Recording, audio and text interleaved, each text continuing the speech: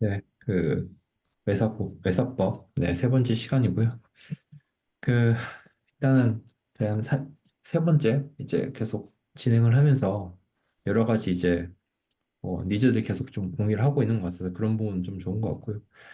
이게 그 저도 사실 요즘 좀 그런 게 있거든요. 이게 막 한 번씩 좀 그 일이 막 의도하지 않은 뭐라고 하지? 좀 원하지 않은 일들을 한 번씩 할 때가 있다 보니까 생각했던 그 스케줄을 잘 빼지 못할 때도 있고요. 그리고 좀 이게 장기적으로 공부를 해야 되잖아요. 그러다 보니까 어느 순간 이게 좀 이번 주 좀 너무 힘들다. 약간 그럴 때가 있어요. 그래서 좀 근데 이제 그런 거를 차지하고서라도 어쨌든 스터디 자체를 계속 이어나가서 이제 좀 자기 나름대로 니즈를 얻고자 하는 게 저의 어떤 목적이긴 하고, 여기 이제 귀한 시간 내셔가지고 참석하시는 분들의 목적이기도 한 것 같아요. 그래서 이게 지금은 이제 계속 증명 이제 기초 증명 과제 같은 것들을 가지고 계속 나가지만 사실 거기에만 얼매 있는 거를 저도 원하지 않고요.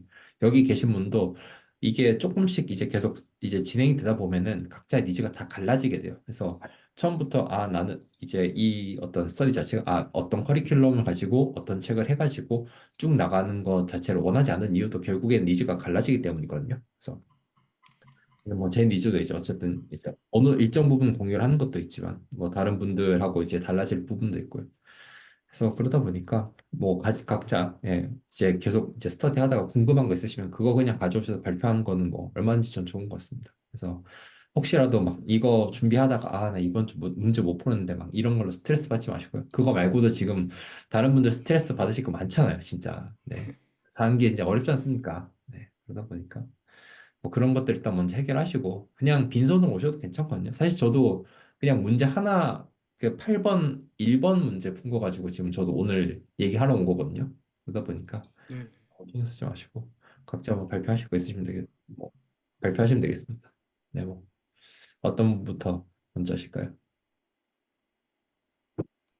이러면은 그럼 이제 제가 제일 할 게 없어가지고 제가 먼저 하나만 이걸 좀 공유를 좀 해보겠습니다.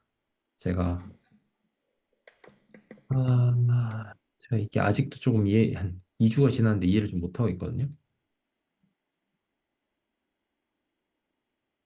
이건데, 그, 이게 지금 8-1번 문제예요. 근데 이게 지금 보시면은 가운데 딱 하나 그 차이가 나거든요. 그 이제 니게이션 하는 문제인데, 니게이션 하는 문제에서 입실론이 이제 부등호가 바뀐 게 저는 아직도 좀 헷갈리더라고요. 이거 부등호를 니게이션 할 때 이제 무조건 바꿔야 하는 건지 아니면 안 바꿔야 하는 건지, 경우에 따라서 안 바뀌는 게 있는 것 같기도 하고, 그러니까 부등호라는 게 제가 생각했을 때는 그냥 이제 어떤 0보다 큰 거의 반대는 0보다 작거나 같은 거니까 무조건 바뀌어야 되는 것 같았는데 그 이 맨 마지막에 송진 선생님 올려주신 답인데 여기서는 안 바뀌었거든요. 그래서 이게 왜 그런가라는 이제 고민을 하고 있었죠. 저 궁금한 게 이게 바뀌는 경우도 있고 안 바뀌는 경우도 있는 거죠, 지금. 그런 네. 건가요? for all이랑 there exist를 제가 생각할 때 negation 하는 건 there exist 어떤 게 있잖아요. 뭐 예를 들어서 여기 같은 경우는 there exist 어, 입실론 그러니까 입실론이 0보다 큰 어떤 것이 존재한다의 반대는 그러니까 반대는 입실론이 항상 그러니까 모든 입실론에 대해서 존재한다 약간 이렇게 그러니까 뭐라고 그러죠? 그러니까 그 뒤에 말이 뭐든 상관없이 네. for all이라는 거의 반대는 there exist라고 생각하는 게 제일 편한 것 같아요. 네. 음, 딱 그거는 충분히 납득을 했고요. 이게 뭔가 결과적으로 어떤 서브셋 얘기지만 수직선 상에서 벌어지고 있는 얘기인 것 같거든요. 실수 1차원 상에서. 네. 그러면 그게 약간 이미지로 사실은 좀 환원을 시키고 싶은데, 그냥 there exists epsilon that is more 뭐 larger than zero 뭐 약간 이런 식의 이제 흐름일 텐데 이게 그러면 그 수직선 상에서 어떤 어떤 점이 될 수도 있고 어떤 구간이 될 수도 있고 이런 건가요? 이 입실론이라는 게? 아니, 입실론은 아니에요. 그거 그냥 한 실수죠? 한 실수였고 그게 일단 포인트인 거죠, 그러면. 네. 네. 수직선상의 어떤 음, 뭐, 제가 네, 생각해봤는데 이게 바뀌고 바뀌지 않는 지금 여기서는 안 바뀌는 이유가 원래 저희 스테이트먼트가 무언가를 만족하는 0보다 큰 입실론이 존재한다였잖아요. 네.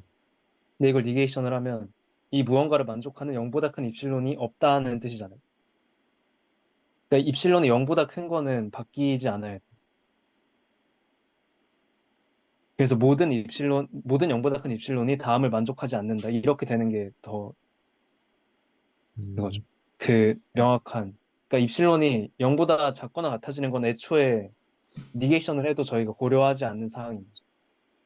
그러면 딱 이거를 뭔가 이제 해본다고 하면, 아이고, 씨, 엉뚱한데 그랬네. 이거를 뭔가 수직선상에서 표현을 한다고 음, 하면은, 예를 들어서 이거겠죠. 뭔가 여기에 0이 있을 것이고, 네, 이 밑에가 입실론의 범위일 거고, 그쵸.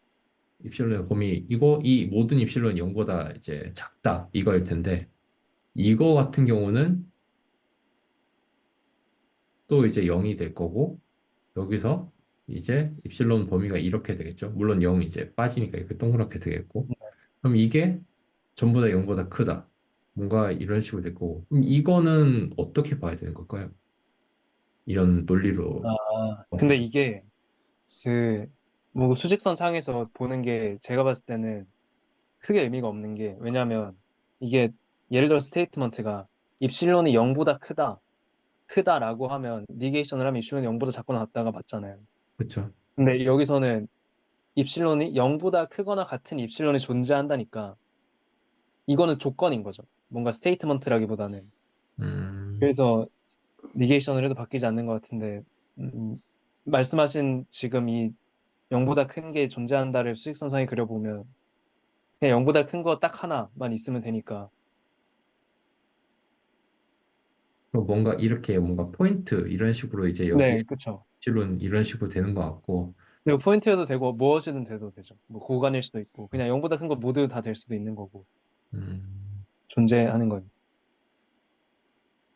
그러니까 이 뭔가 약간 조건이나 아니면 상태 같다는 느낌은 들긴 하거든요. 이런 이제 음. 퀀티파이어 때문에. 근데 뭔가 좀 아직 잘 모르겠어요. 그냥 아, 네, 아직도 이 정확하게 니게이션 하는 방법을 잘 모르겠어요. 이게 생각보다 어렵더라고요. 저도 이 이거 뭔가 공식화를 시킬 수 있을 것 같은데 그거는 모르겠네요.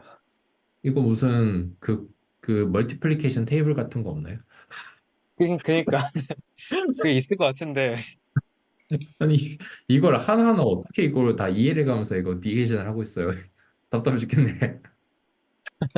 뭔가 그렇습니다. 그냥 네, 뭐 저는 사실은 저 이번 주가 약간 이거 끝나고도 계속 딴 거 일할 게 있어가지고 솔직히 그런 핑계 대면서 그냥 나는 진짜 모르겠다라는 얘기만 하고 하소연만 좀 하려고 그냥 이거 준비해왔습니다. 심지어 저는 네, 뭐 아무튼 그래요. 네, 이거랑 어 잠시만요. 하나만 더 뭔가 쉐어를 하고 싶긴 한데 그 제가 이제 공부를 계속 하다가 이제 필드 관련된 얘기 것들을 좀 이제 찾아보고 있는데 음 제가 다음번에 사실 이거를 좀 하고 싶어가지고 좀 이거를 이게 여기 나오나? 네. 보이시죠? 네. 잠깐 이거 아닌 것 네. 같아요. 이거 아니고 죄송합니다. 잠시만요. 이게 아니라 아이씨 왜 이딴 게 자꾸 뜨지? 이게 프리뷰로 떠 있어가지고 안 되는구나. 됐다. 잠시만요. 그래서 이건 말고 LA1 왜 이게 자꾸 이 엉뚱한 걸 뜨는 거지? 호목 원으로 자꾸 호목 원 지금 보이시는 거죠? 아까는 그렇게 보였어요. 지금은요? 지금은 그냥 강병철 님이 화면을 공유를 네, 시작했습니다밖에 안 뜨고 있어요. 그거밖에 안 떠요? 뭐가 안 뜹니다, 지금. 아, 이게 지금 그 이게 지금 제가 맥을 지금 쓴 지 얼마 안 됐는데 아직도 이게 지금 적응이 안 돼요. 아, 네. 맥 쓴 지 좀 됐는데 아, 이 세상에 정말 아니 왜 이렇게 어렵게 만들어 놓은 거야? 가끔 애들 컴퓨터 봐줘야 될 때 애들 컴퓨터가 여기 미국이니까 맥을 엄청 써가지고 맥이면 맥은 진짜 모르겠더라고요. 뭐 이상해가지고. 그러니까 죽겠네요. 아, 딴 걸로 켜야지. 아, 이것도 아닌 것 같은데. 화면이 자꾸 안 뜨지? 여기 있다. 야, 이건 잘 보시죠? 네네, 잘 네. 보입니다. 아, 맞네. 이게 그 리니어 알제브르인데 처음에 아, 들어가는 네. 것부터 좀 이제 아예 그냥 이런 이제 처음 들어갈 때 필드를 가지고 이제 뭐 이런 필드가 성립하려면 이런 조건들이 들어가야 된다 하고 이제 그 다음에 뭐 리마크 같은 것들을 가지고 마지막에 테이블 같은 걸 만들어서 좀 이제 실제로 어떤 식으로 필드가 되어야 되고 G 서브 N에서 G 서브 N 중에서 어떤 G 서브 N이 이제 필드가 될 수 있냐 이런 식으로 좀 되게 뭐 뭐라고 할까 좀 나가면서 이런 것들을 좀 정리를 하더라고요. 그래서 다음 주에는 전 사실 약간 이런 이거 문제 풀다 보니까 좀 약간 뭔 소리인지 좀 몰라가지고 이런 걸로 좀 약간 도망갔다 올까 싶거든요. 저는 약간 그렇습니다. 지금 이게 그리고 시뮬러리티 관련해 가지고 제가 이거 뭐지? 이런 이게 뭐였더라? 그 섹셔널 커버리지 계산할 때 이런 식의 테이블들 되게 많이 만들었었거든요. 그래서 네. 이런 식으로 이제 시메트리 같은 게 실제로 생성되는구나라는 걸 좀 보기도 했었고 시메트리 중에서도 이게 지금 그 이쪽 부분이랑 이쪽 부분이랑 이게 그 부호가 반대가 되는 것들이 있더라고요. 그래서 뭐 음, 그런 것들이 이제 그 뭐였더라? 4원수니까 커터니언이었나? 아무튼 그런 것들 계산할 때 뭔가 중요한 역할을 하고 뭐 그런 것들이 있더라고요. 그래서 좀 그런 것들을 좀 잠깐 갔다 올까 약간 그 생각을 좀 하고 있습니다. 이거랑 또, 이 정도만 할까? 저는 근데 약간 네. 저거는 선형대수인데, 그 필드, 막, 그, 아까 ZN 그게 군 아닌가요? 이게 아까 그 렉처, 이게 저기 유튜브에 올라 있는 렉처인데요. 거기서 그러니까 선형대수도 강의하는 사람 그 스터디인데 강의하는 사람마다 방식이 조금씩 다를 수밖에 없잖아요. 근데 거기서는 필드를 가지고 필드를 먼저 이제 필드가 어떤 건지에 대해서 얘기를 하고 그 다음에 벡터 필드 얘기하고 그 벡터 필드 다음에 리니어 알제브라 이런 식으로 이제 들어가더라고요. 어, 추상대수 쪽으로 먼저 접근을 하네요. 네. 그런 건 군도 다르고. 네, 그래서 이게 공부하다가 좀 계속 손에 안 잡히는 게 너무 좀 이제 싫을 때가 많은데 수학에서 다루는 이제 것들 중에서 손에 안 잡히는 것들이 너무 많잖아요. 그러다 보니까 잡히는 거는 사실은 선형대수 아니면 미적분학일 수밖에 없거든요. 그러면 여기서부터 좀 뭔가 좀 시작을 해보는 게 좋지 않을까. 약간 정확하게 좀 도피인 것 같습니다. 잠깐 도피하고 잡힐 것 같다는 느낌을 좀 받고 나서 잠깐 다시 돌아오는 게 좋지 않을까. 약간 그 생각을 하고 있습니다. 근데 선형대수를 그렇게 깊게 파시는 건 진짜 좋은 것 같아요. 이게 저도 잘 네. 듣겠습니다. 네. 이게 어떤 점에서 저는 약간 필요한 것 같냐면 저희가 이제 데이터 분석할 때도 차원 축소 많이 하거든요. 차원 축소 음, 해가지고 그러니까 뭐 4천 개의 차원이 있으면은 어쨌든 이거를 이제 PCA 같은 걸로 축을 돌려도 4천 개의 축은 생기거든요. 근데 그쵸. 거기서 실제로 한 가장 중요한 축 한 3개 정도 끊어가지고 쓰다 보니까 데이터가 약간 유실되는 것도 좀 별로인 것 같고 그럼 차원 축소해서 차원을 돌리는 것 자체가 말이 되냐라는 그런 좀 측면도 있어가지고 좀 돌리는 거에 대해서 이게 어떤 방식으로 돌리는지 그 의미는 있는지 뭔가 그런 것들 음, 보려면은 서형대수 필요한 것 같다는 게 일단 첫 번째 생각이고 두 번째, 이게 수학 쪽에서 중요한 이유라고 저는 생각이 되는 게, 이게 결국은 비선형적인 공간을 다루기 위해서 선형대수를 공부한다는 생각이 들거든요. 왜냐하면 선형대수가 이제 그 쓰이는 벡터 필드라는 게 워낙 조건이 좋다 보니까 네. 그런 비선형적인 공간들을 다루기 위해서 이제 이런 것들 좀 해놓으면 좋지 않을까. 왜냐하면 비선형적인 공간을 직접 뭔가 다루기에는 툴이 많이 한정돼 있고 모르는 게 워낙 많다 보니까 뭐 그런 아, 의미에서 하고 있습니다. 아, 제가 오늘 발표할 내용이 딱 그 내용이 아, 비선형 공간을 선형대수로 표현하는. 네.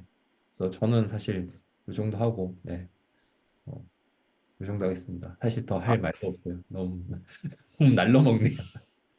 그리고 저는 선형대수에서 약간 느끼는 니즈가 그 앞부분은 제가 많이 돌려보고 하면서 했는데 선형대수 앞부분 그냥 뭐 저희 SVD 같은 거 하고 그런 거는 이제 아는 어느 정도는 알겠는데 뒷부분에 이제 듀얼 스페이스를 정의하고 막 애드 조인트 매트릭스 같은 거 정의하는 그쪽 있잖아요. 그 파트가 제가 이해가 안 되는 부분이 너무 많더라고요. 그래서 저도 한영대수 그쪽을 좀 할 수 있으면 얘기를 같이 나눠보면 좋을 것 같아요. 나중에. 그리고 이런 그 듀얼을 다루는 부분이 제가 미분계로 공부하는 거기서 엄청 많이 쓰이더라고요. 그걸 모르면 애초에 뭔가 시작을 할 수 없는. 근데 저는 모르고 하고 있어서 그거에 대한 니즈를 좀 많이 느끼고 있습니다, 요즘은. 음, 그거랑 디퍼렌셜 폼도 듀얼이고 하니까 아무튼 네.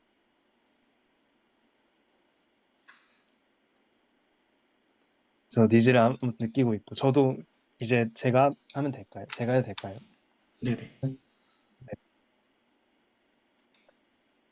저는 오늘 제가 공부한 내용을 좀 근데 이걸 어떻게 공유를 해야 될지 모르겠는데 공유를 하려고 가져왔고요. 제가 미분계 쓰면서 쓴 노트인데 여기서 저희가 보통 그러니까 제가 오늘 할 내용은 뭐냐면 보통 저희가 어떤 매니폴드가 있을 때 강변 선생님 말씀하신 것처럼 비선형적인 공간을 이제 뭔가 자코비안 같은 걸로 표현을 하잖아요. 저희가 선형적으로. 그걸 이제 어떤 작은 근방에서 어떤 X라는 친구가 있어가지고 여기랑 여기를 얘랑 얘가 있으면 얘가 이렇게 저희의 이 공간에서 탄젠트 벡터가 되도록 하는 그런 변환이 EX라고 표기를 하거든요. 그래서 음,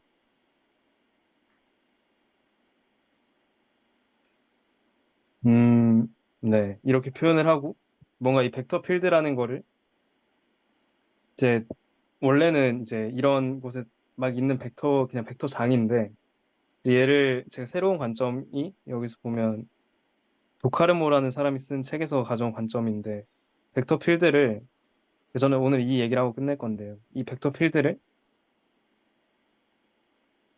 이런 매핑으로도 볼 수 있다는 관점이 하나가 있더라고요.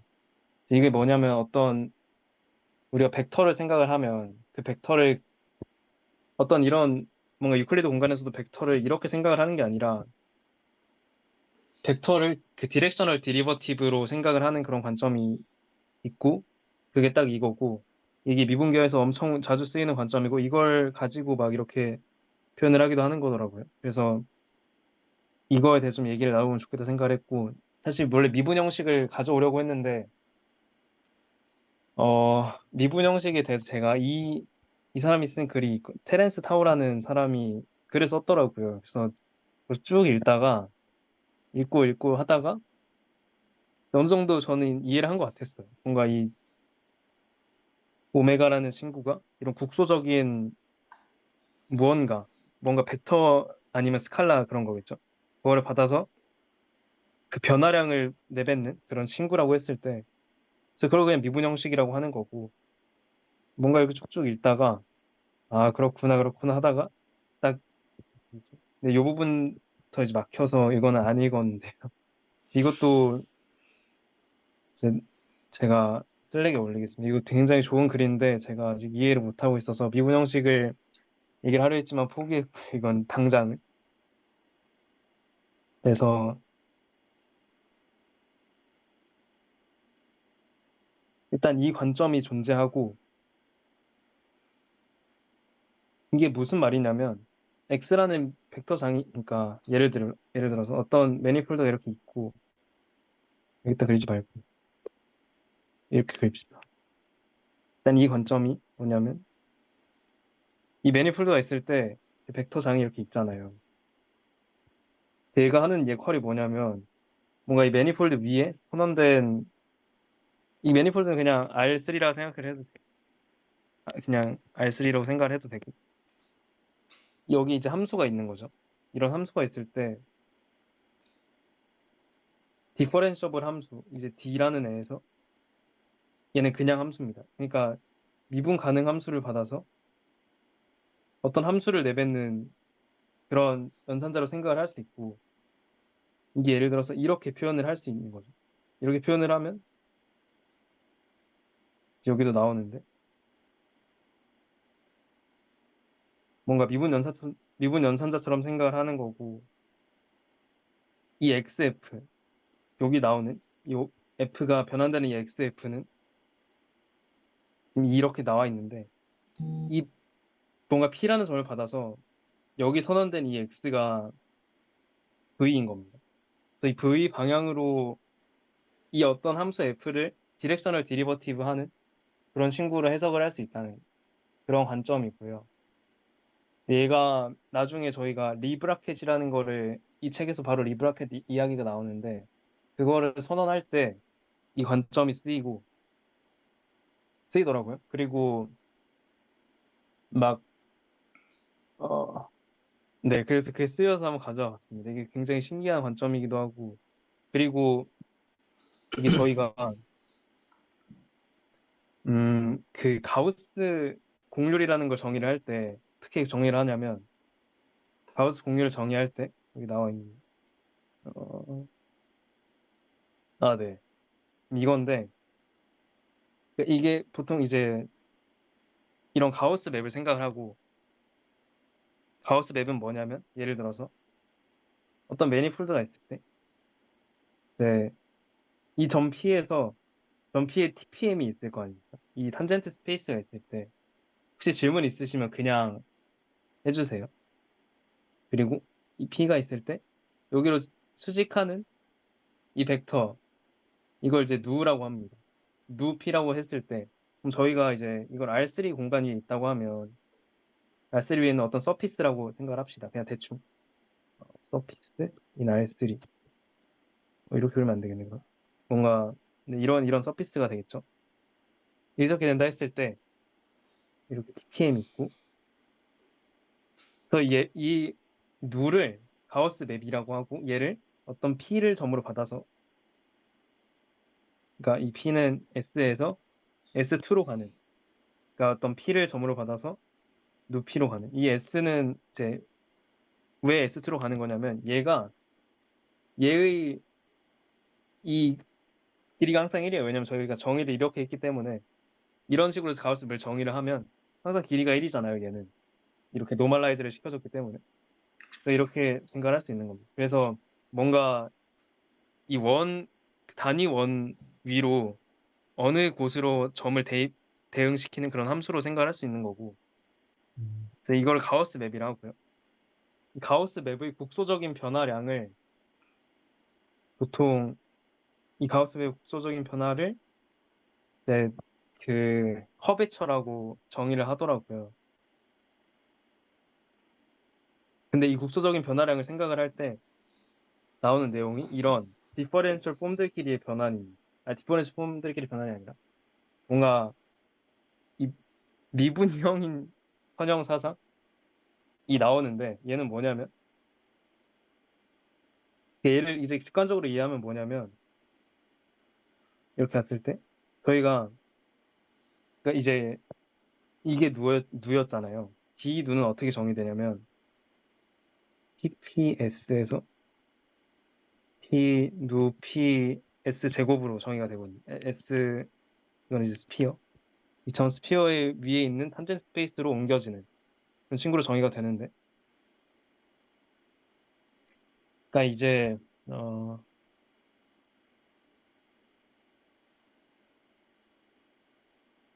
제가 하고 싶은 얘기는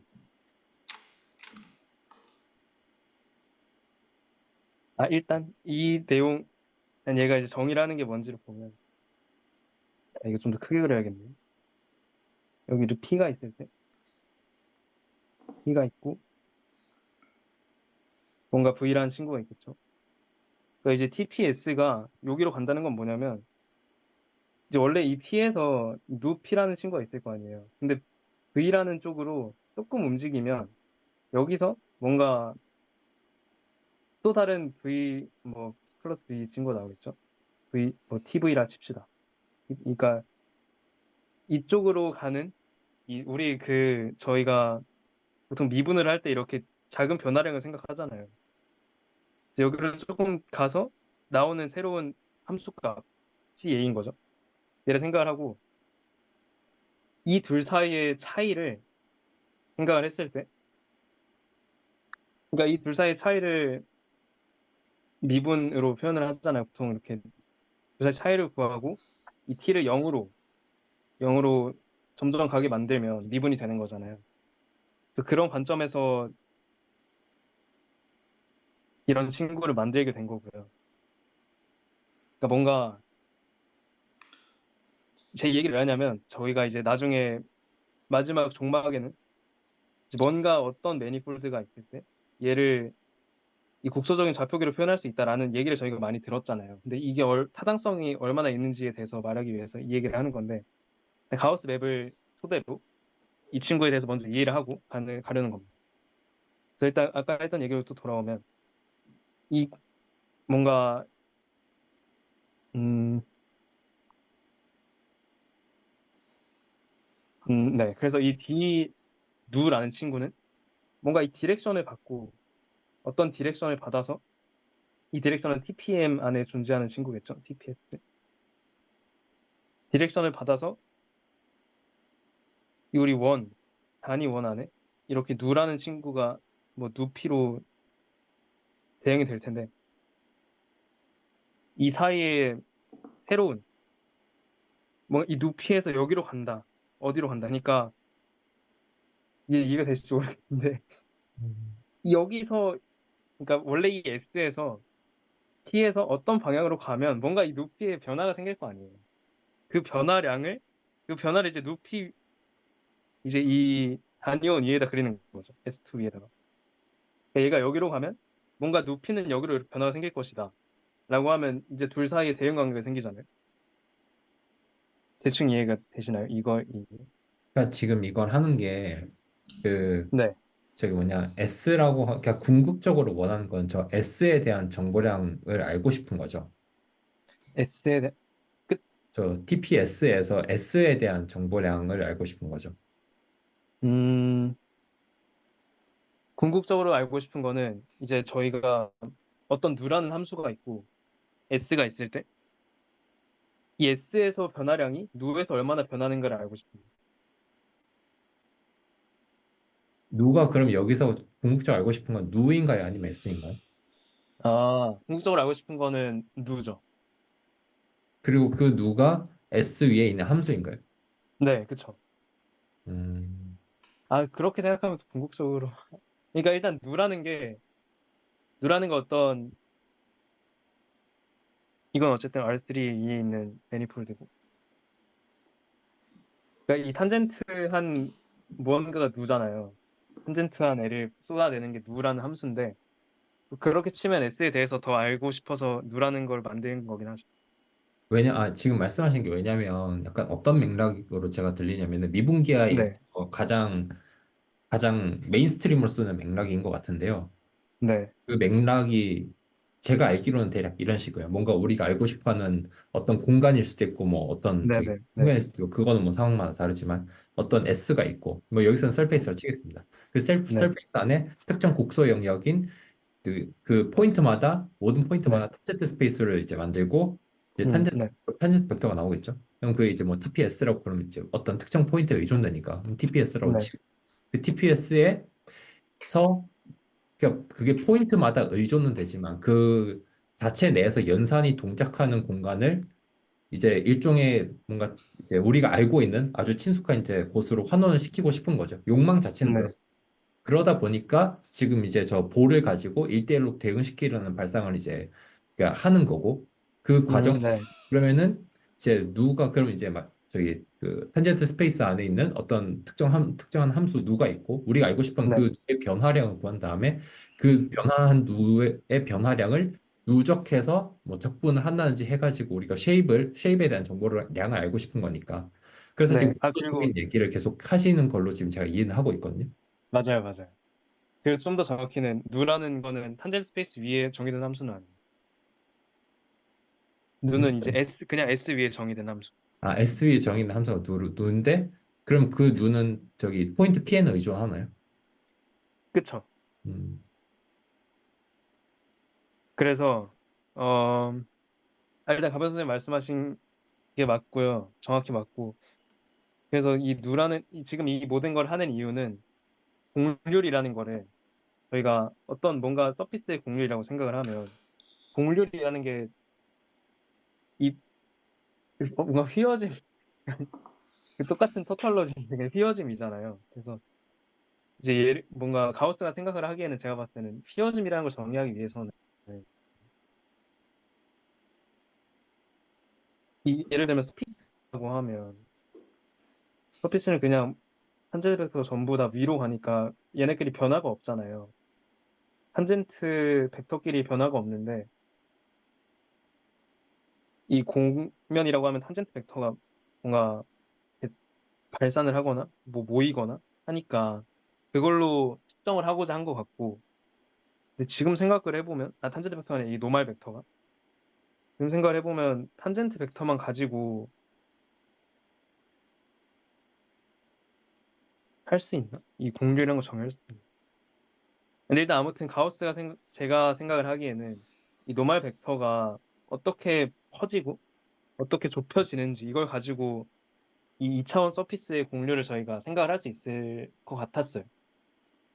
같고 그래서 그렇게 정의를 한 것 같고 그래서 이거를 뭔가 가지고 공률을 정의하기 위해서 생각을 한 방법이 어, 이 미소 영역에서 이거 참 예를 들어서 이 미소 영역에서 여기선 이렇게 하고 여기선 이렇게 하고 이렇게 한다고 쳤을 때 예를 들면 뭐 어떤 라인이 있다고 칩시다. 라인이 있어서 이렇게 가고 이렇게 가고 이렇게 한다고 쳤을 때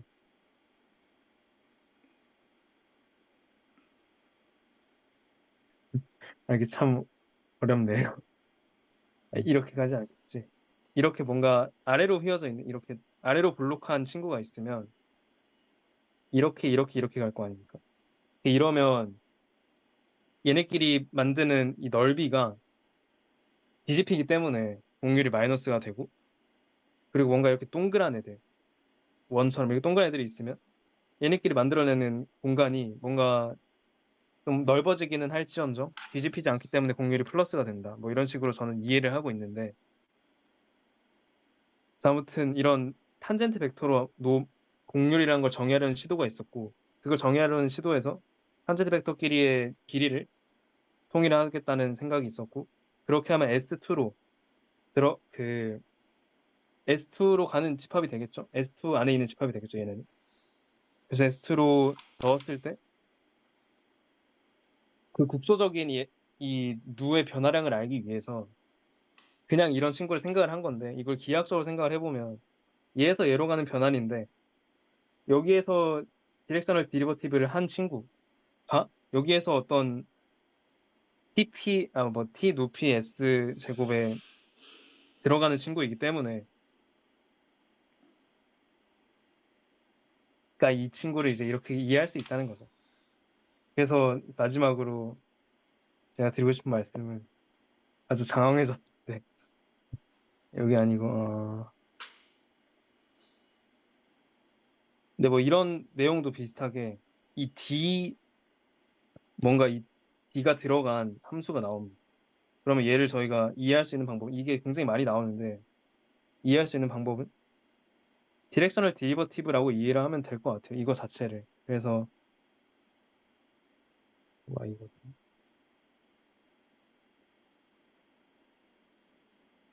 마지막으로 제가 드리고 싶은 말씀은 어디 있지?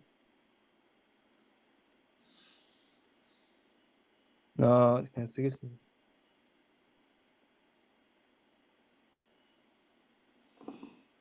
보통 저희가 미분계에서 보통 정의를 하기를 어떤 U가 있어서 이거는 S입니다. 이 국소적인 거를 국소적인 이 친구를 유클리드 공간의 무언가로 보고 그래서 X라는 함수가 있어서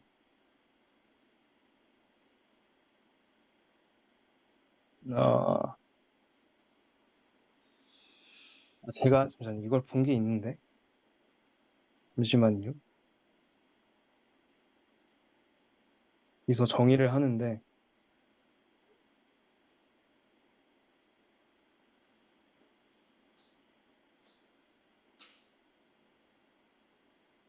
음,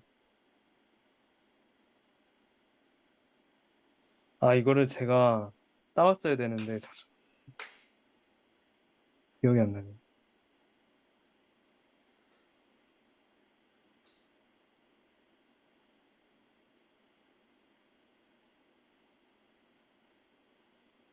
대충 어떤 내용이었냐면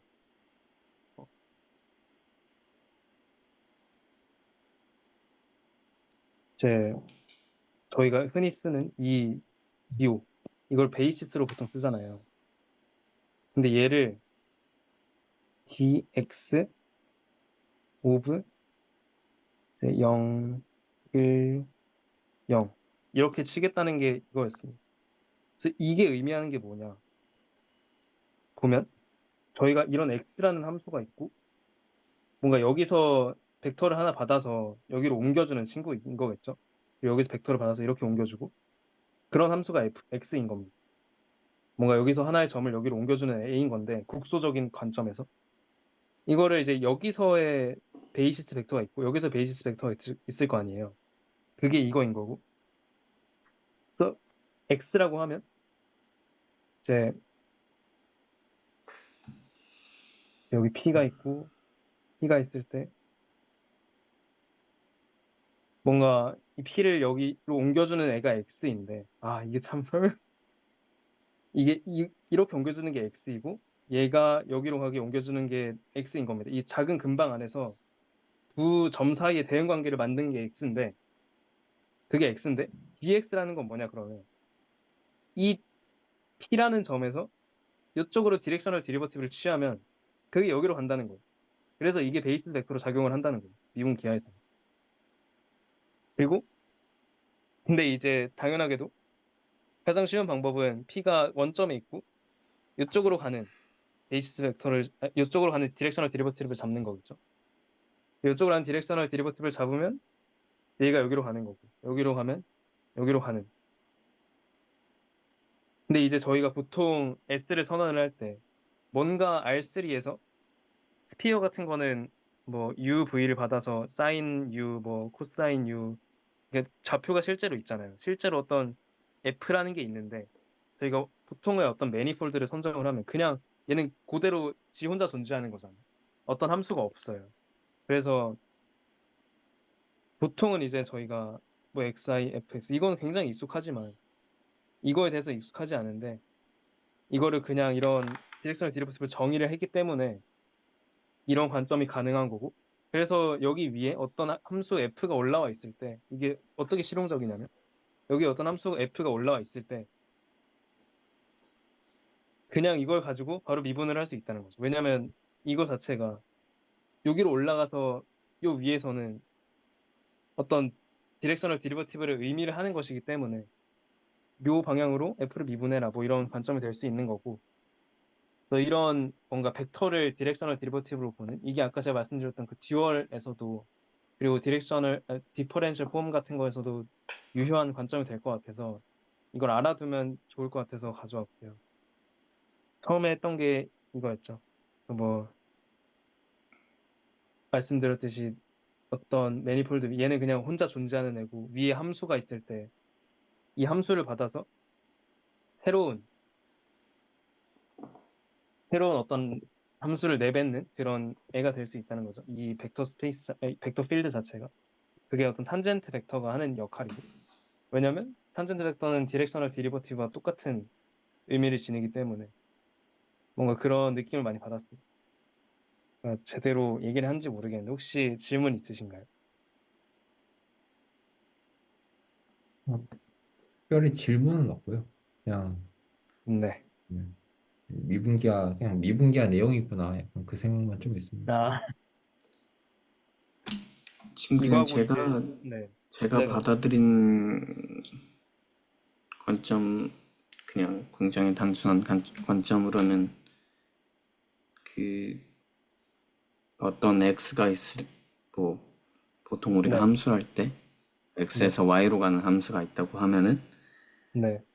그 미분을 생각할 때 네. 아주 작은 x의 변화량이라는 의미에서 dx를 쓰고 그쵸. dy라는 걸 쓰는데, 네. 그 dx를 그 아주 작은 변화량이라는 거라기보다는 그 어떤 다른 공간에서의 공간으로의 함수로 아, 보겠다, 네. 그런 내용인 것 같아요. 제가 받아들였을 때는. 맞습니다. 정확히 그 얘기입니다. 그 그래서 관점이, 그래서 그 뭐 예를 네. 들어서 기존의 f라는 함수가 지금 여기서 쓰신 것처럼 r에서 r로 간다면 네. 뭐 dx도 그 아까 ts 뭐 이런 걸 쓴 게, 그 dx는 뭐 저와 x에 지금 r에 해당하는 ts 뭐 r 이런 게 있겠죠. 거기서 거길로 가는 뭐 다른 함수를 정의하겠다 이러는 그쵸. 맞아요. 건가요? 그렇게 정의를 했을 때 뭔가 조금 더 명료하거나 제너럴라이즈드, 그 일반화해서 다양한 걸 해석할 수 있다, 약간 이런 느낌으로 저는 받아들였거든요. 그게 맞나요? 아, 그러니까 네. 대부분 형식들이 미분 형식이라고 쓰고, 이렇게 뭐 미분이라는 거를 바라보는 관점이 그렇게 하겠다, 약간 그런 내용인가요? 약간 아, 말이 이게, 이상해지.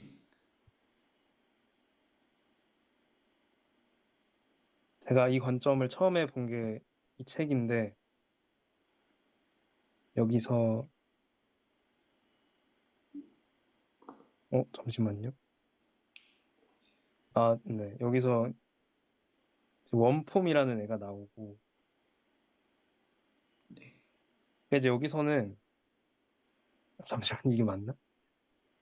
어, 원폼하고, 퍼렌셜 폼 나오고, 아, 맞죠.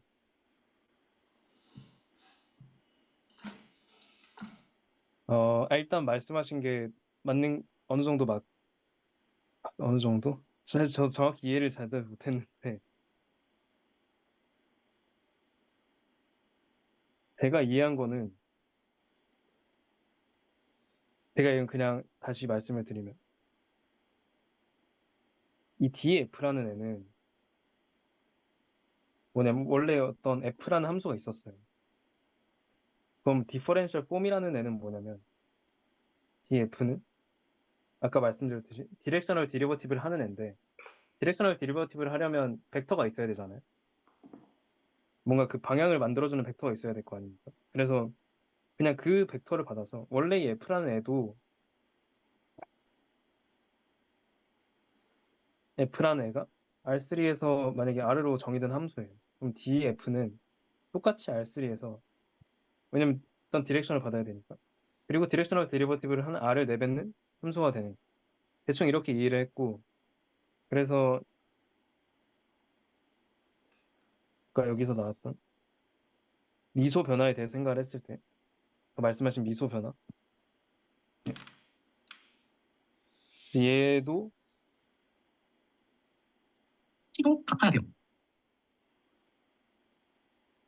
어, 굉장히 어렵네요.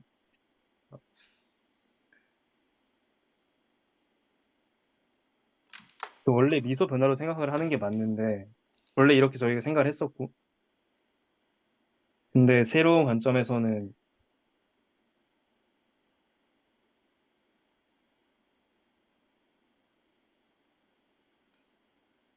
아, 지금 그 무한소를 약간 정의하는, 그러니까 네, 결국 이제 디퍼런셜 원폼에서 시작해서 뭐 디퍼런셜 K폼까지 확장하는 약간 그런 어떤 스트림인 것 같거든요. 맞습니다. 그렇죠. 이게 여기가 약간 저는 사실 이거 약간 삽질해서 약간 깨달아야 되는 부분인 것 같아요. 사실 이게 진짜 삽질이 필요한 포인트가 아닌가 싶긴 하거든요. 이 진짜 디퍼런셜 그런 것 같아요. 원폼을 채널지기 님도 강조를 좀 많이 하시는 것도 있고 이거 아마 기대서에 나오는 부분이 있을 거예요. 왜냐하면 이렇게 중요한 걸 그냥 넘어갔을 리가 없거든요. 네, 이거 분명히 나왔을 겁니다. 제가 좀 갑자기 든 생각은 뭐냐면, 이 DX라는 애를 뭔가 저희가 그 베이시스 벡터로 삼은 베이시스 벡터의 뭐 듀얼으로 보는 건가? 모르겠네요. 이거 약간 그 아예 그냥 그 혹시 뭐 이제 어쨌든 이거는 따로 공부를 하시겠지만 아예 네. 뭔가 하나 보고 그걸 가지고 약간 삽질을 해가지고 다음 주에 뭔가 가지고 오면 좋을 것 같아요. 네. 그거를 이게 해봐야겠어요. 저 네, 지금 막혔네요. 네, 딱 이 막힌 부분이 사실은 오늘 나와도 약간 성공인 것 같거든요. 그냥 이 아, 텍스트 뭔가를 좀 더 이런 이제 엄밀하게 정의해 보려고 시도하고 여기에서 더 나아가지고 그러면 디퍼런셜 원폼은 이제 정의를 이제 해봤고 디퍼런셜 K폼으로 내가 이거 확장하려면 어떻게 해야 되는가 약간 그 과정에서 네. 선형대수가 어디쯤에 들어가면 어떻게 들어가면 좋을까 이런 것들을 좀 뭔가 가지고 와서 네, 좀 얘기를 해보면 좀 더 좋을 것 같아요. 네. 좋습니다. 저는 그러면 이거를 일단 좀 책을 들여다보고 다음 주에는 이게 왜 미소 변화에서 이런 관점으로 변화했는지 뭔가 자연스러워야 될 것 같거든요. 네. 왜, 근데 저는 왜 변화했는지 모르겠고, 아무튼 어, 자연스럽게 변화하는 그런 방식을 찾아보도록 하겠습니다. 네. 뭔가 사실 이런 부분이 저는 일단 나오기만 해도 뭔가 좀 번진 게 아닌가라는 생각이 있어가지고 네. 하나 건진 것 같네요. 네, 그래서 찾아볼 게 생겨서. 네, 참 좋은 것 같아요.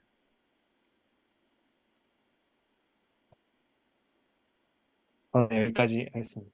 네, 팀준 선생님은 뭐 저는 바로 뭐 간단하게 뭐 화면 공유해서 알려드리면요. 일단은 저는 논문을 하나를 읽어야 했어서 뭐 교수님이 같이 코옥하는 데다가 이거 좀 같이 뭐 보고 읽고 얘기를 해보자고 하셨다가 갑자기 또 얘기하지 말라고 하고 있어가지고 네.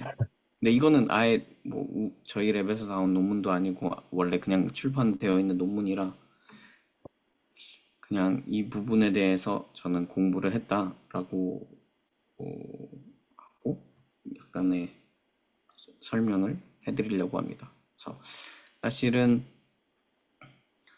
어 제목은 이렇고요. 그러니까 진화생물학이나 특히 암생물학에서도 신경을 쓰는 것 중 하나가 어떤 게 있냐면은 그 암세포가 생겼을 때 뭐 예를 들어서 정상세포가 있었는데 거기에 돌연변이가 일어나서 뭔가 더 많이 자라는, 더 빨리 자라는 게 생겼다라고 하는 게 보통 암이 암을 설명하는 방식이거든요. 뭐 얘가 하여튼 통제되지 않는 성장을 하는 세포들이 존재하는 게 암인데 그래서 보통은 어, 성장에 대한 그 얼마나 빨리 자라는지에 대한 연구를 많이 하게 돼요. 그거를 모델링을 많이 하게 되고, 왜냐면은 그게 암이 얼마나 빨리 퍼질지나 아니면 그게 경쟁하는 구도라면 얼마나 통제가 될지나 이런 거를 연구를 해야 되기 때문에, 그래서 기본적으로 어, 진화생물학에서 포퓰레이션 모델링을, 시간에 따른 포퓰레이션 모델링을 한다라고 하면은, 아주 간단하게 따지면은 제가 여기서 조금 뭐로 해야 되지? 자, 이거를 차라리 발표 모드로 바꿔서 이렇게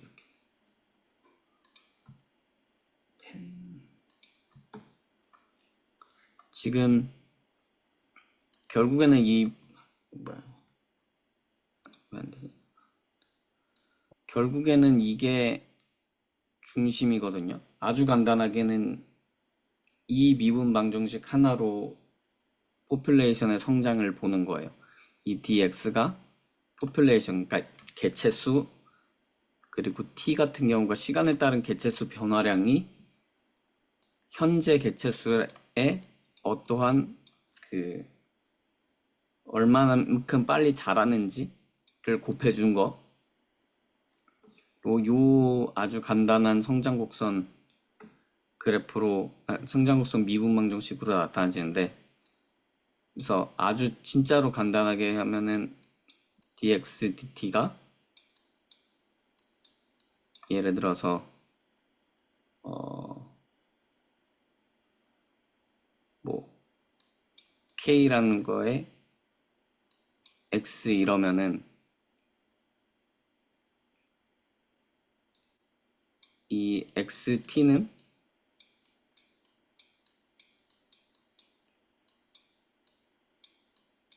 이렇게 나오잖아요. 네. 맞죠? KT 그래서 아닌가요? KT인가요? 네, KT죠. 그러면은 이게 결국에는, 왜냐면은 보통 세포가, 그러니까 무성생식하는 경우에를 따지는 건데, 보통 세포가 하나가 있다가 얘가 분열을 해서 두 개가 되고, 이 분열을 한 거 두 개가 또 두 개 되고 두 개 되는 거라서, 결국에는 하나가 있었으면은 곱하기 2하고 곱하기 2하고 쭉쭉쭉쭉 해서 나가는 건데, 결국에는 얘도 뭐 2에 대한 걸로 바꿔줄 수가, 2에 어떤 승으로 바꿔줄 수가 있는 거니까 요거는. 그래서 결국에는 요렇게 하나의 세포가 두 개로 분열하고 하나가 또 두 개로 분열하고 두 개가 분열하고 되는 거를 요 간단한 미분 방정식 하나 형태로 나타낼 수가 있는 건데, 중요한 거는 이거는 우리가 너무 아주 굉장히 단순하게 이상화를 시킨 거고, 요 자라는 속도가 어떻게 결정될지는, 그 어떻게 결정될지를 결국에는 다른 방식으로 모델링을 하는 거죠. 그래서 현실에서 맞게.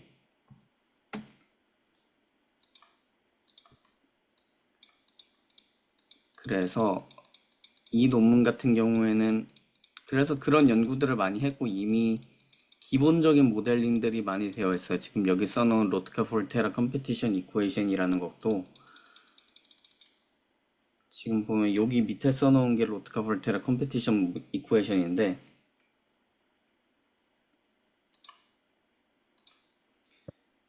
보면은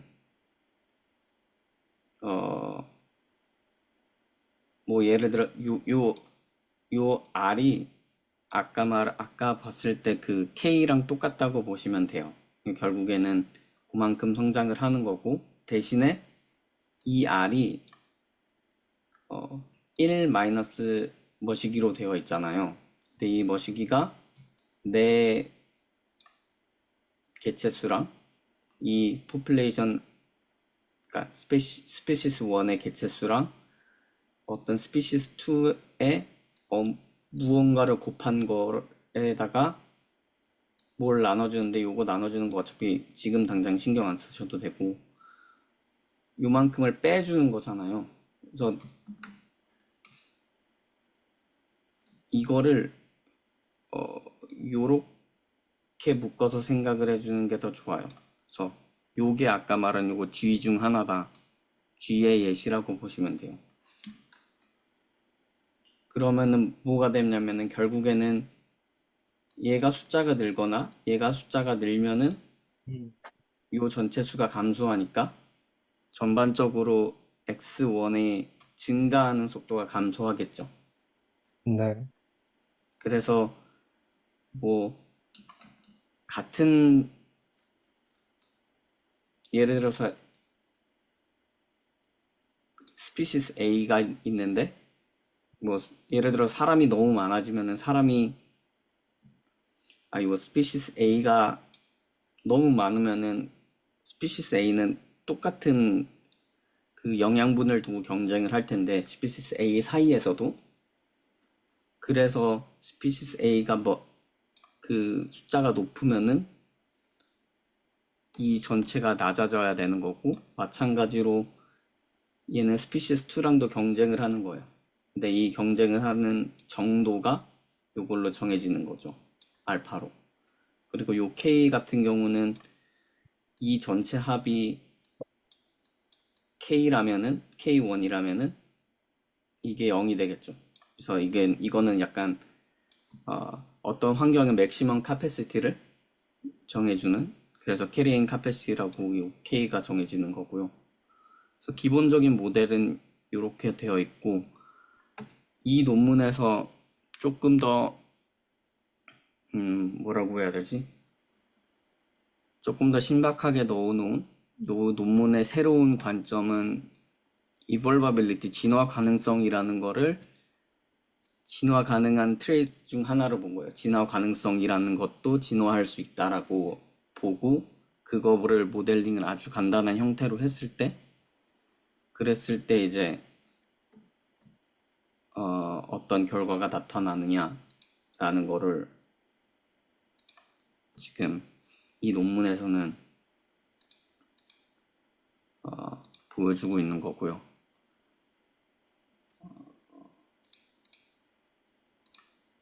그래서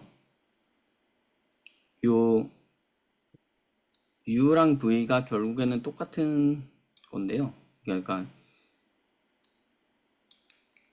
U랑 V가 근데 사실 이 논문에서 제가 좀 이해가 제일 안 되는 것 중 하나가 이 U랑 V를 이렇게 따로 이렇게 자꾸 써놓는 게 이해가 약간 힘들었어요. 그러니까 뭐냐면은 결국에는 이 V 대신에 그러니까 U는 U1, U2 이렇게 두 개가 들어가거든요. 왜냐면은 지금 이 논문에서는 스피시스가 두 개만 있다고 보고 그래서 이제 1이랑 2가 여기 인덱스 i가 있는 건데 결국에는 그냥 1이랑 2밖에 없다고 생각하시면 돼요. 인덱스 1, 2 있다고 보고 이렇게 되면은 결국 그냥 하나하나씩 다 써주면은 크게 상관이 없는데 요거를 왜 V랑 U로 굳이 구별을 해서 이렇게 써줬는지는 잘 모르겠어요. 음. 이거 이렇게 DU1, DT, K, D, DU1, G, G1, U1, U2, X 하면 똑같거든요. 왜 이게 더 간단하고 이해가 쉬워 보이는데 왜 약간 복잡한 폼으로 썼는지는 약간 잘 이해가 안 가요. 이것 때문에 제가 이해하는데 약간 골몰에 써왔거든요. 굳이 이게 두 개가 다른 게 의미가 있나 싶어서. 어쨌든 요 V랑 U는 어떤 그 트레이츠예요. 그러니까 뭐 형질? 그러니까 사실 굉장히 추상적으로 얘네가 해놔가지고 음 뭐라고 설명하는 게 제일 좋을까? 저 질문이 하나 있는데요. 네네. 그 지금 그 아까 똑같다고 하셨잖아요. 그 방금 쓰신 포뮬레이션이랑 UV 써서 한 거랑 똑같다 하셨는데 왜 똑같은지 이해가 잘 안 돼서요. 그게 아 그 왜냐면요 이 U가요 뭐냐면요. 결국에는 이 U가 똑같은 이유가 이게 의미가 traits of slow and fast evolving species잖아요. 지금 두 개의 스피시스가 있다고 존재를 하고 네. 그 두 개의 V 값을 정한 거예요. 그러니까 네. 두 개 스피시스 1이 있고 스피시스 1의 V 값을 U1이라고 표현을 하고 스피시스 2의 V 값을 U2라고 표현을 해서 결국에 요거 U1을 계산을 할 때요. 이 V는 U1이에요. 아, 그리고 U2는 그러니까 U2에 대해서 계산을 할 때는 결국 V에다가 U2를 대입을 해주면 되는 형식으로 대입을 해주는 계산이거든요. 결국에는 그냥 의미를 쭉 그냥 의미상 그래요. 의미상 그냥 아, 그렇게 정의를 해놓고선 왜 막상 그 식을 쓸 때 이렇게 조금 더 약간 복잡해 보이는 방식으로 써놨는지를 저는 살짝 잘 이해가 안 가서 이게 그러면 U랑 V랑 다르게 될 가능성이 아예 없는 건가요? 어 그런 그러니까 가능성이 있어서 이렇게 쓴 게 아니지, 아닐까 싶습니다. 그렇게 그럴 가능성이 제일 크죠. 그러니까 이게 U랑 얘가 U1, U2랑 V랑 이거를 따로 써주려고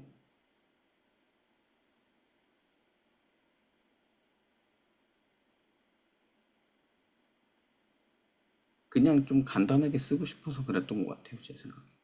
아, 이게 왜냐면은 식을 두 개씩 쓰고 싶지 않아서 그랬던 것 같다는 생각이 저는 들거든요. 음, 그 왜냐면 요 식도 결국에는 G, U,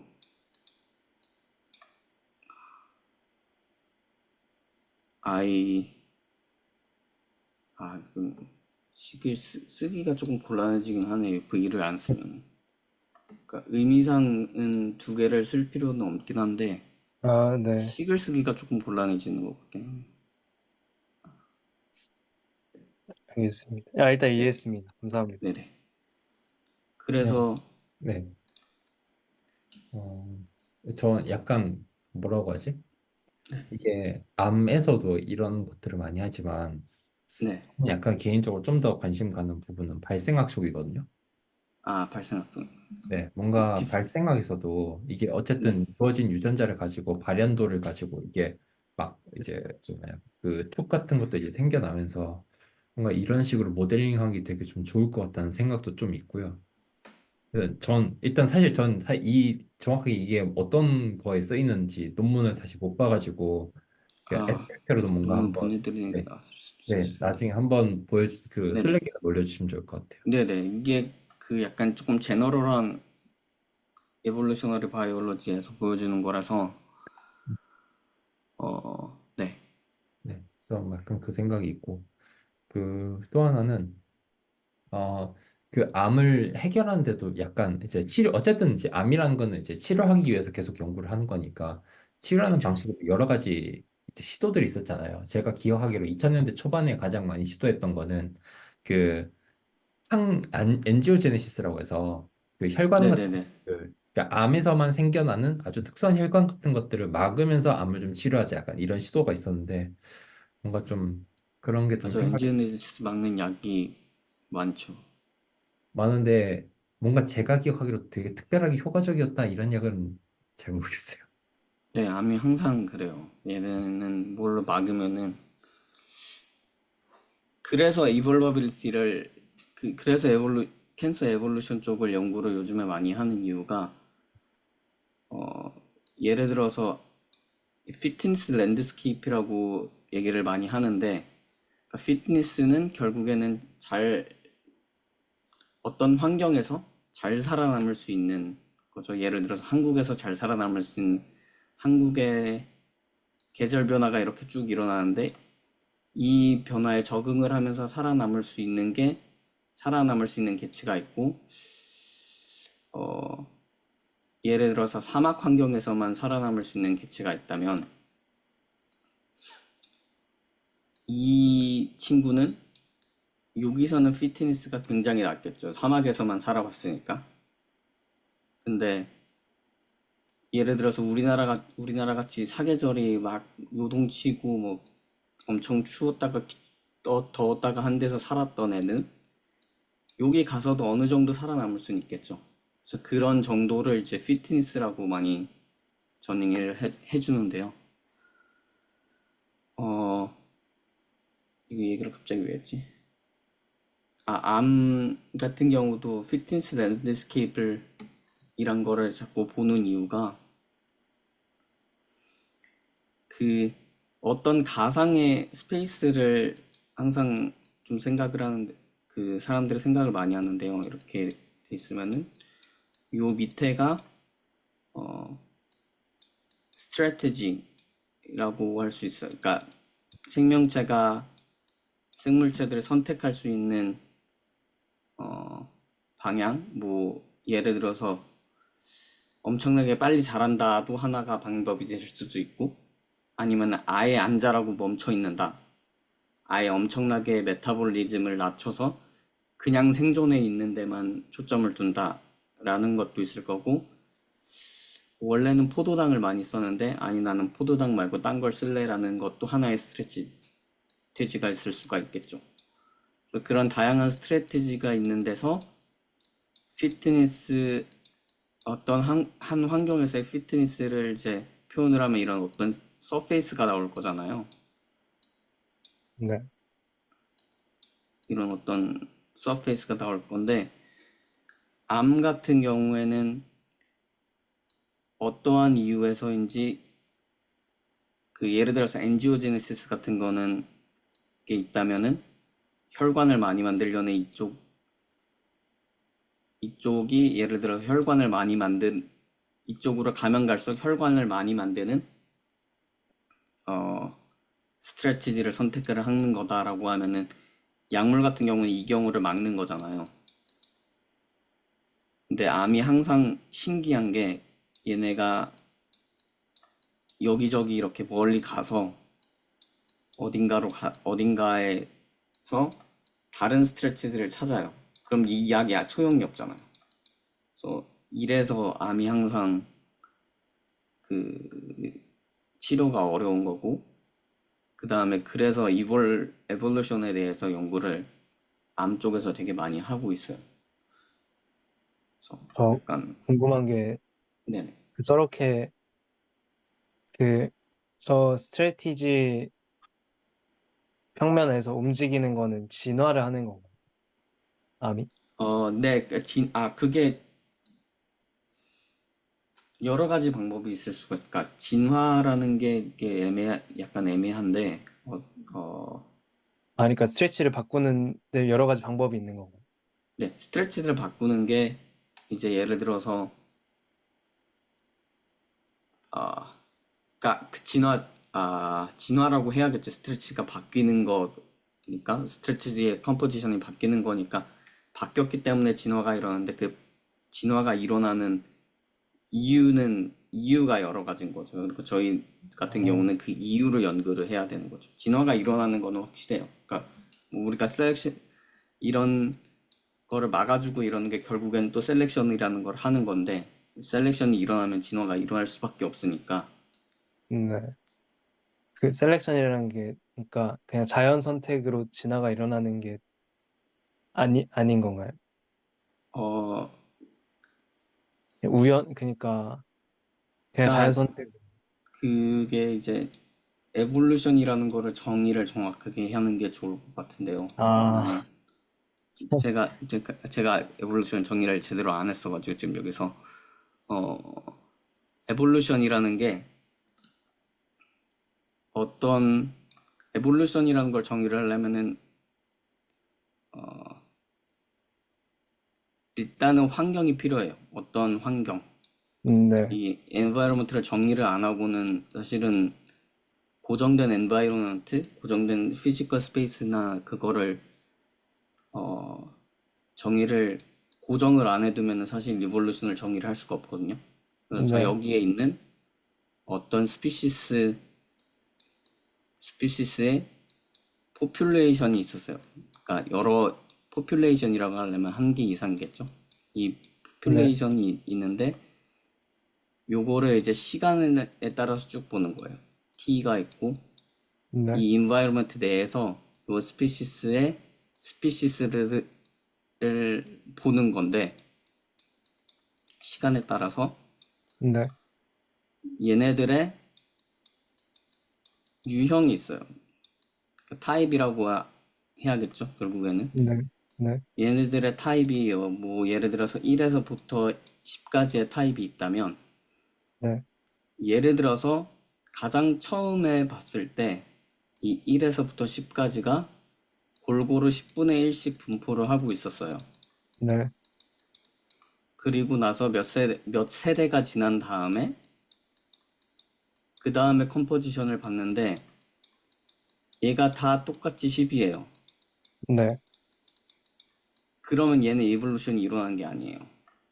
네, 그리고 얘가 만약에 조금 바뀌었다. 뭐 어떤 하나가 2가 됐고 나머지는 다 싹 죽었다. 네, 그러면은 이런 게 이볼루션인 거죠. 그러니까 어떤 환경에서 스피시스 타입의 컴포지션이 변경했다.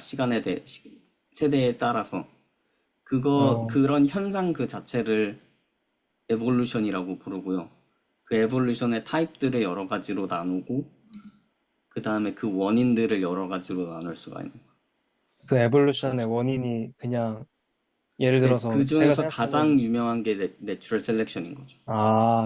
다른 이유도 다른 음, 것도 있지. 내추럴 셀렉션도 포지티브 셀렉션, 네거티브 음, 셀렉션으로도 나뉘어지고, 그다음에 아, 뉴트럴 셀렉션도 있어요. 그냥 랜덤하게 바뀌는데 랜덤 드리프트 같은 것도 있어요. 그러니까 어떤 이유에서인지 모르지만 한 이만큼이 없어졌는데 하필이면 음, 타입 2만 없어졌다고 생각을 해봐요. 그러면은 바뀌잖아요. 이제 그 네, 이유가 어떤 피트니스, 여기서 잘 살아남고 자식 후의 문제가 아니라 그냥 어떤 이유에서는 갑자기 사라진 거. 그러니까 예를 들어서 뭐 운석이 떨어졌는데 하필이면 얘네가 모여 있는 데만 떨어진 거예요. 그래서 얘네가 다 죽었어요. 얘네는 근데 피트니스에 관련된 게 아니잖아. 이 환경에서 잘 살아남을 수 있는 거랑 네, 관련된 게 아니잖아. 그런 지네틱 드리프트가 있을 수도 있고 아니면 어떤 다른 데서 갑자기 마이그레이션을 해올 수도 있고. 제가 이걸 여쭤본 이유가 뭐냐면 아까 그 스트레티지 XY 평면의 스트레티지고 그 Z축을 피트니스로 그린 그 그래프 있잖아요. 네네. 거기서 뭔가 약을 통해서 어떤 스트레티지로 가는 걸 막을 수 있다라고 하셨잖아요. 네네. 근데 암은 그러면 이제 그 약으로 막힌 데를 피해서 또 다른 스트레티를 찾아가기 때문에 신기한 거다라고 말씀하셨는데 네네. 저는 그게 암이 아니어도 다른 애들도 그렇게 갈 수 있지 않나? 그냥 뭔가 진화를 하다 보면 그렇게 우연히 갈 수도 있는 거고 한 거잖아요. 근데 암의 특별하게 그렇게 간다는 게 뭔가 암은 그 안에 내재된 뭔가 방향성이 있어서 그런 건가 싶어서 그래서 네, 뭔가 그런 거를 진화 연구하고 있는 거라고 보시면 돼요. 아 어떤 다른 애도 스트레치를 바꿀 수 있죠. 근데 얘네는 스트레치를 어,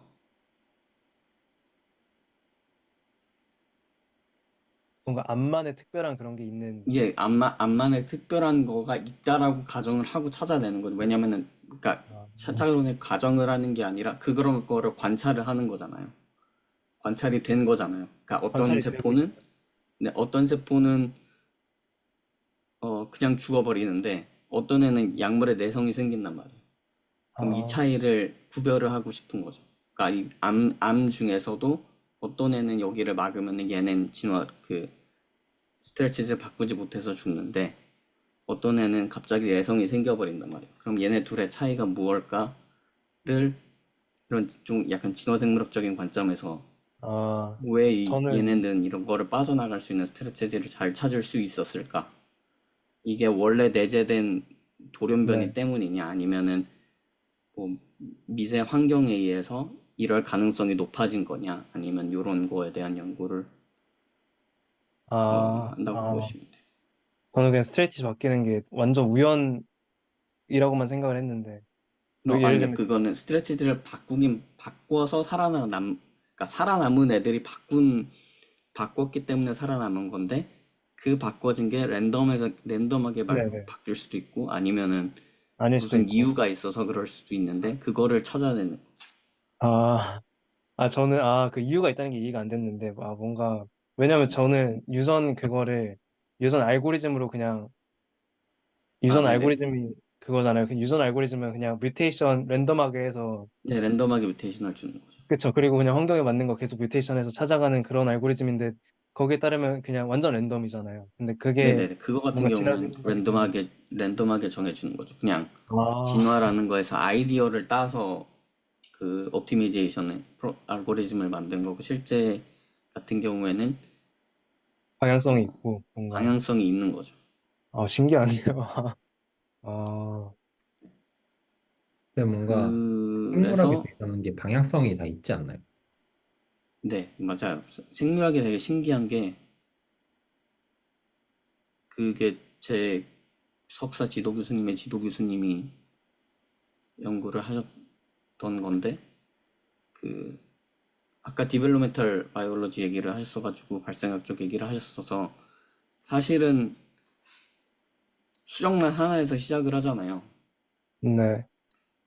수정란 하나에서 시작을 하는데, 얘가 똑같은 세포를 여러 개가 나뉘다가 갑자기 어느 순간 얘네가 바깥에만 남아요. 바깥으로만 보내요. 이렇게 어, 공동을 만들어서 이렇게 얘가 꽉 차 있는 공이었다가 빈 공으로 만드는데, 근데 사실 얘네는 다 똑같은 세포잖아요. 이게 안에 네. 그냥 뭐 말하자면 브라우니안 모션처럼 움직이는 게 가장 이상적으로 생각을 할 텐데, 근데 이렇게 바뀌려면은 안이랑 밖을 구별할 줄 알아야 된다는 거잖아요. 그럼 이 약간 스토카스틱해 보이는 거에서 이렇게 안 밖을 어떻게 구별할 수 있을지, 이 방향을 어떻게 아는 건지에 대한 거를 되게 연구를 많이 하셨더라고요. 그래서 이런 것도 되게, 근데 이런 그냥 거를 제가 연구할 때 그 수학적 모델링이 필요할 수밖에 없죠. 이거는 그냥 음, 순수하게 실험적으로 증명은 가능하지만, 왜 이런지 메커니즘을 분석을 하려면 실험적으로만은 안 돼서, 이런 거가 이제 시스템 생물학이나 수리 생물학이나 그런 쪽에서 많이 접근이 되는 것 같아요. 그냥 제가 아무것도 모르고 보면 제 생각에는 원래는 원이었다가 그냥 이것도 이렇게 동그랗게 만들어지도록 진화를 한 게 아닌가? 그냥 자연 선택에 의해서 라고 생각이 되긴 하거든요. 이게 뭔가 있겠죠. 자연 선택이든 어쨌든. 네. 아, 신기하네요. 뭐그 방향성이 있다면 그건 누가 만드는 건지. 그 그게 왜냐면 그게 궁금하죠. 방향성이 어떻게 잡힌 어, 건지. 그런 것도 있죠. 그 DNA를 읽어 나가는 것도 이거는 모든 생물이 공통되는데 라이보점 읽을 때 그 스타트 사이트랑 엔드 사이트가 5'에서 3' 엔드로 방향성이 있단 말이에요. 맞아요. 어느 종이든 같아요. 지금까지 현존하는 모든 맞아요. 종이 다 이렇게 읽어요. 반대로 읽는 건 없어요. 아, 네. 무조건. 네. 뭔가 이게 그러니까 약간 그렇게 된 게 이제 진화의 하나라고도 볼 수도 있겠죠. 그게 가장 뭔가 효율적이었나 보죠. 라고 생각을 할 수도 있는 것 같아요. 그러니까 예를 들어서 뭐 반대로 읽는 게 갑자기 변종이 나타났었는데, 그 반대로 있는 변종 같은 경우에 뭐 속도가 느리다 이러면은 자연스럽게 도태될 테니까, 그래서 없어졌을 수도 있고, 아니면은 원래 그 방향밖에 안 되든지 물리적으로. 아,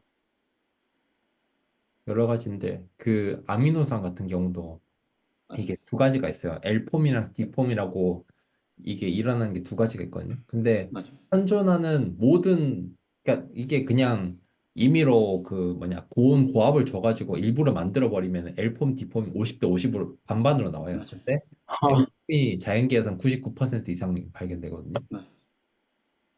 다 아, 거의 다 하나의 폼으로만 나는데 만약에 화학 합성을 하면은 딱 반반씩 나와요. 화학 합성하면 무조건 반반 나와야 되는데 생명체에서는 한쪽으로 완전히 쏠려 있어요. 그 지금 적어도 지구에서 발견된 생물체에는. 디폼을 쓰는 생물은 없다. 현존하는. 약간 진짜 그렇게 얘기해도 뭐랄까. 경험적으로 맞는 그런 거죠. 없- 아예 없던 거예요. 거의 없는 걸로.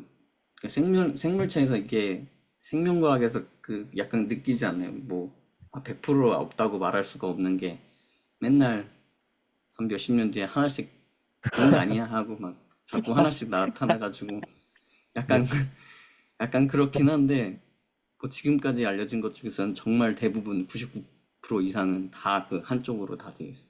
아유, 이제 내가 연구할 것도 아닌데 그냥 대충 치고 치고 넘어가겠다. 약간 이 생각으로. 아, 근데 아, 그러면 여기서도 그, 아, 말씀하세요. 저 말씀 끊었네요. 아니, 아니, 아니. 아니, 말씀. 좋아서. 아, 질문. 궁금한 게, 그럼 어쨌든 지금 여기서 하고자 하는 게 그런 진화의 방향을 수리적으로 모델링을 하고자 하는 거죠. 네네. 그러니까 아, 그 아까 말했던 그 스트레치지 중 하나가 그 스트레치지 중 하나로 진화 가능성이라는 걸 넣은 거야. 이벌버블 잘 진화를 할 수 있는 애랑 진화를 못하는 애랑 있을 것이다. 라는 가정을 두고 한 거예요. 그냥 이거는 가정이라서 솔직히 진화, 그랬을 때 이제 만약에 느린 애랑 빠른 애랑 어떤 차이가 일어날 것인가에 아, 대한 거를 하는 거고요.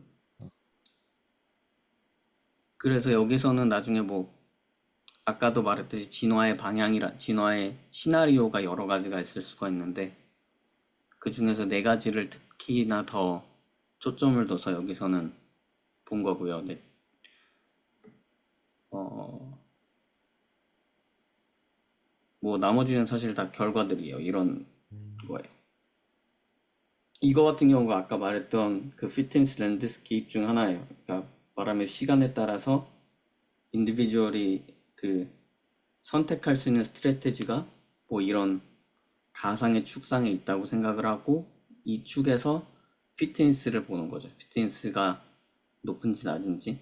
음, 그래서 보면은 이 피트니스 랜드스케이프에서 뭐 이벌버비लि티가 높은 애 같은 경우에는 어떻게 움직일 것인가, 낮은 애 같은 경우에는 어떻게 움직일 것인가, 약간 이런 거를 본 거고요. 요거 같은 경우도 마찬가지로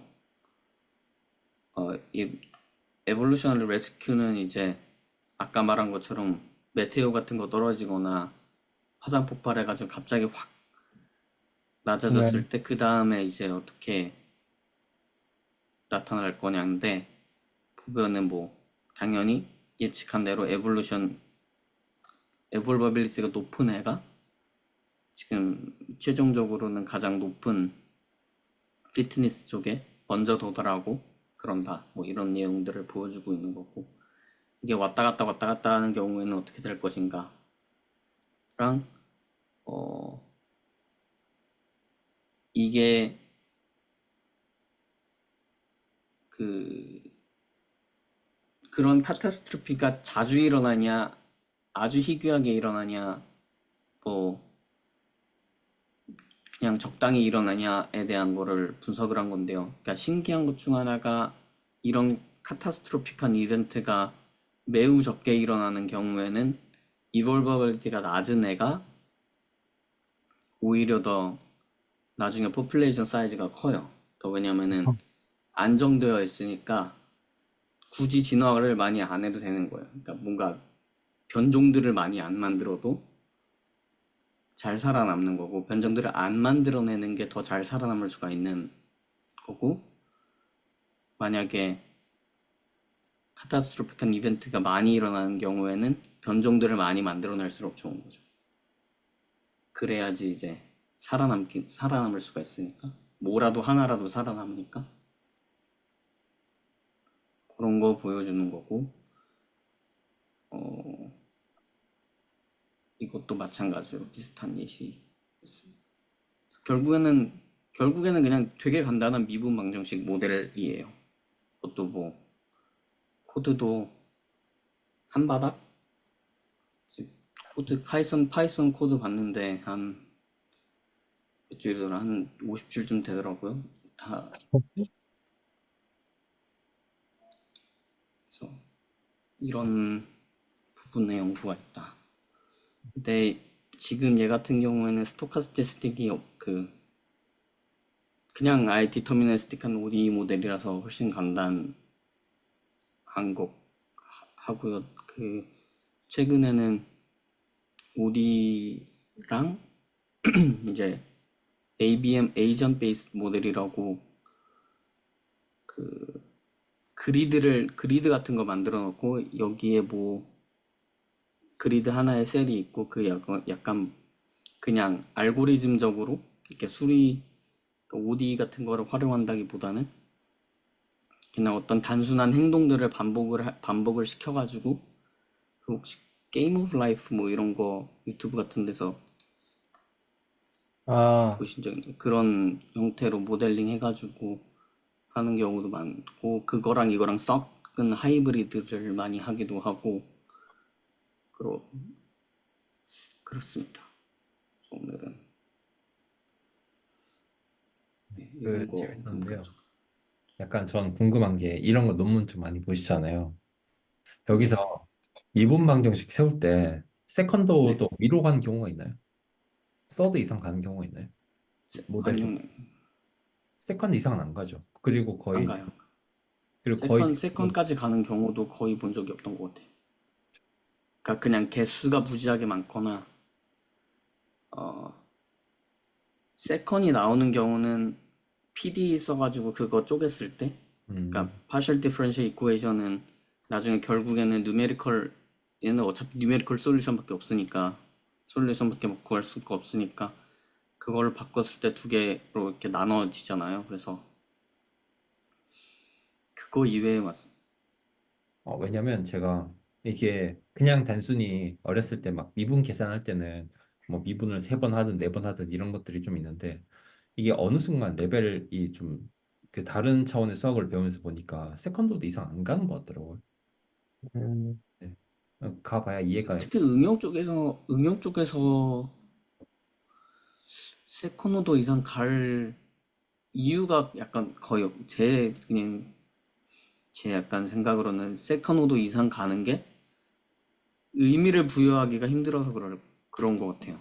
그러니까 해석만 되게 복잡해지고. 해석 그거를 예를 들어서 생물학적으로는 생물학적인 해석도 안 되고 그거를 굳이 할 이유가 예를 들어서 뭐 그냥 기껏해야 세컨 오더 정도로 갈 수 있는 게 디퓨전이나 뭐 이런 게 있을 텐데 그것도 뭐 피지컬한 한계에 있으니까 피직스에서 가는 이상 갈 이유가 없고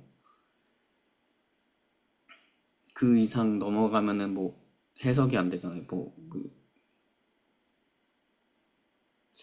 그렇지 않나요? 서드 오더 이상의 물리적인 의미를 부여한 그런 게 있나요? 3차 미분을 한 되게 값을? 약간 특수한 경우는 한 번씩 하는 것 같은데 그 뭐냐 익스포넨셜 패밀리 할 때 노멀 디스트리뷰션 같은 경우에 그게 있잖아요. 뭐였더라? 그 뭐였더라? 이 이름이 모멘트 제너레이터 스퀴드니츠나 펑션. 이런 거 정리할 때는 네. 그 모멘트 그거를 제너레이터 펑션 같은 경우는 이제 세 번 아, 하게 되면은 스큐니스가 나오더라고요. 아마 네. 그러니까 그 그런 정도 거. 아니면은 네.